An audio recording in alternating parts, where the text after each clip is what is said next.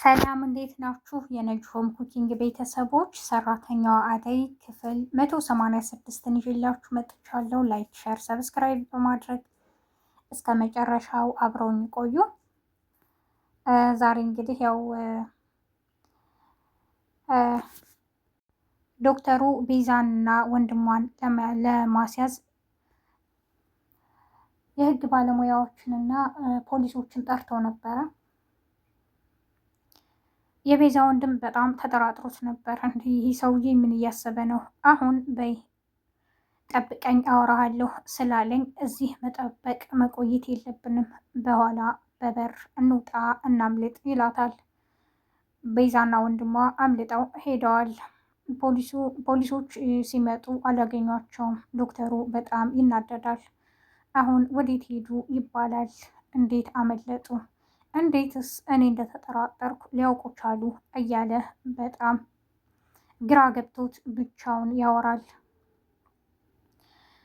ገጀራው ወደሚኖርበት ቤት ደብቋቸዋል። እዚህ ቤት ነው ወይ የምንኖረው? ትላለች ቤዛ አሁንም ትሞላቀቃለች።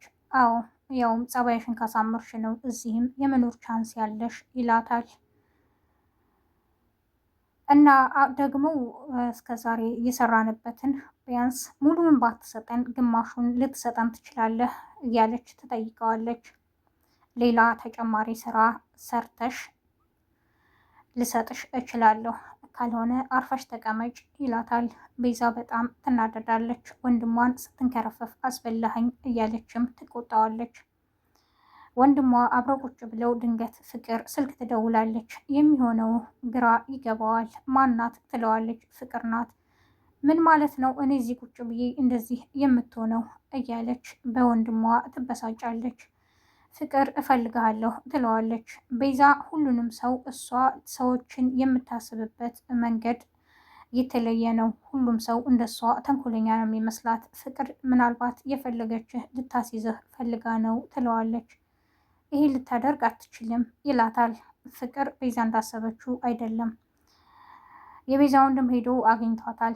ተደብቋልም። ምን ሆና ነው? ከማን ነው የምትደበቀውም? ትለዋለች ፍቅር። ለሊም መድኃኒቷን አልወስድም ትላቸዋለች። እንደውም አደይና ባቡሌ ከቤት ውጡልኝ፣ ምን ልታደርጉ መጣችሁ?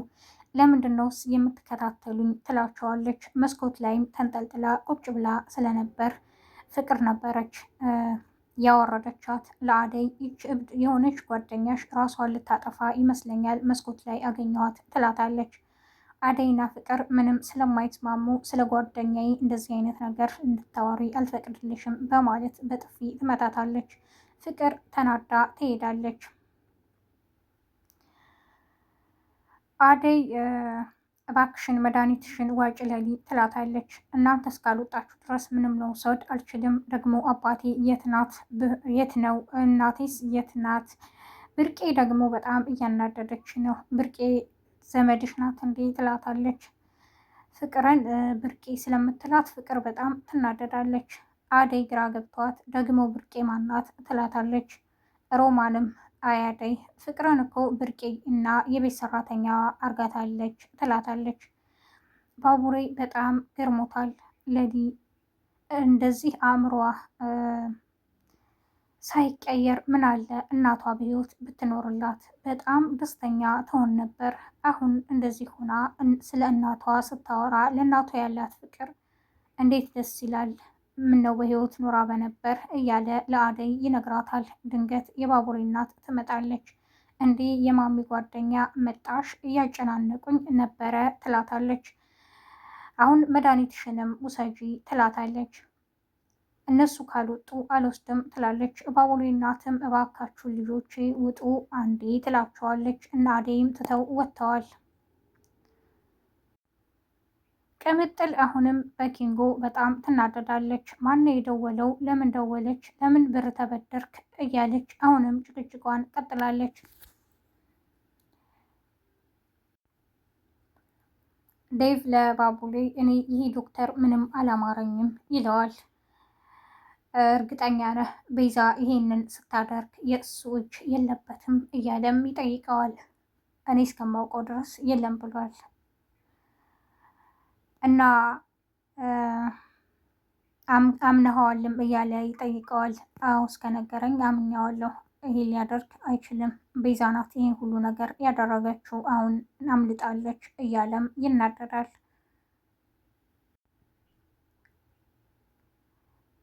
እና ታዲያ እኔ ግን ይሄ ዶክተር ከአደይ ጋር ያለው ግንኙነት ምንም አላማረኝም ይላል ዴቭ ስለቀና።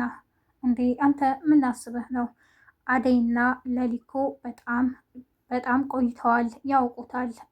ሲቀራረቡ ለምን ሌላ ታስባለህ ይለዋል። አላውቅም፣ ምንም ደስ አላለኝም ይለዋል። ባቡሬም ይስቅበታል። ለሊ አሹን እንጫወት እና ደግሞ አንተ የብርቄ ወንድም ነህ እንዴ ትለዋለች። አሹ ግራ ገብቶት ማናት ብርቄ ይላል። የቤታችን ሰራተኛዊ ሮማንን ነው ይላታል። አይ ፍቅርን ነው ትላለች ሮማን።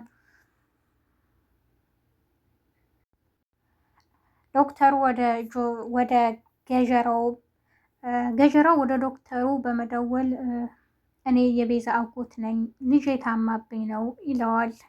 እሱ ነገሮችን ለማጣራት ነው። እነ ቤዛን ግን እዛ ሲያገኛቸው ሀሳቡን ይቀይራል።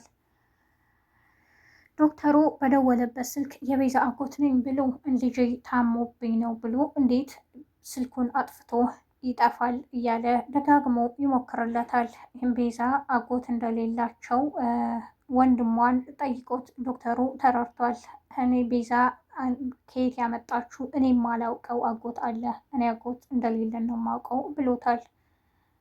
እኔ ቤዛን እስካሁን ለምንድን ነው ያልጠረጠርኳትና ያላወኩት? ብዙ ሰዎች እኮ በምክንያት እየነገሩኝ ነበር። እኔ ግን ማየት ማመን ነው እያልኩኝ ያው እስካሁን ድረስ አምኛት፣ አሁን ለሆስፒታላችን አደጋ ጥላብን ሄደች። አሁን እሷ ደግሞ የት ነው የምትገኘው? ወንድሟስ የት ገባ? እያለ በጣም ግራ ገብቶታል። ለሊ ከአሹ አምልጣ ዝም ብላ መንገዱን ትሄዳለች። ራሷንም እያዞራት ነው ከርቀት። ጀገራው እንደ ሴት ሆኖ ተሸፋፍኖ መንገዱን ይሄዳል። ፖሊሶችና ዶክተሩ እንዳይዙት ስለፈራ ለሊን ያያታል። እንዴ ችለሊ አይደለች እንዴ በማለት ወደ እሷ ይገሰግሳል። የዛሬው ክፍል ይህን ይመስል ነበር።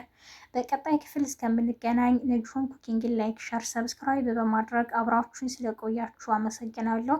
አዲስ የምትመጡ ቤተሰቦችን ነጅሆም ኩኪንግን ላይክ፣ ሸር፣ ሰብስክራይብ እያድርጉ በያላችሁበት የዓለም ዳርቻ ሰላማችሁ ይብዛ። መልካም ቀን ባይ